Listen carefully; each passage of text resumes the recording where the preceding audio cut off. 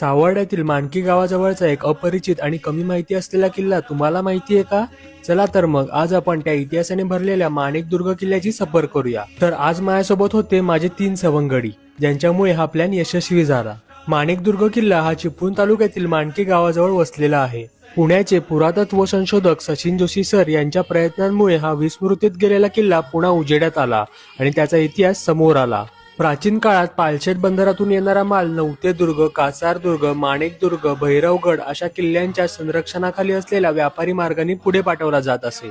त्यामुळे माणिकदुर्ग त्या काळात फार महत्वाचा होता। हा किल्ला कधी काळी विजयनगर साम्राज्याचा भाग होता। नंतर आदिलशहाने हे किल्ले जिंकून उद्ध्वस्त केले। त्यामुळे माणिकदुर्ग हळूहळू लोकांच्या स्मृतीतून निघून गेला। माणिकदुर्गला दुर्गेचा डोंगर असेही म्हणतात। किल्ल्याच्या माथ्यावर सुकाई देवीचं मंदिर आहे। देवीच्या आजूबाजूचा परिसर खूप सुंदर आणि देखणा असून निसर्गाने बहरलेला आहे। मंदिरासमोरच निर्मळवाडी धरणाचा विहंगम नजारा दिसतो। आजूबाजूच्या जंगलात किल्ल्याचे अवशेष विखुरलेले दिसतात। किल्ल्याच्या थोडंसं खाली उतरताना डावीकडची वाट धरली की एक स्वयंभू शिवपिंडी आणि कातळात खोदलेली पाण्याच्या 2 टाकी आहेत। या टाकांच्या मुखभागावर सुंदर शिल्पट आहे। दोन्ही बाजूंना भारवाक, यक्ष, मध्ये हत्ती आणि एक स्त्री सदृश्य प्रतिमा कोरलेली आहे।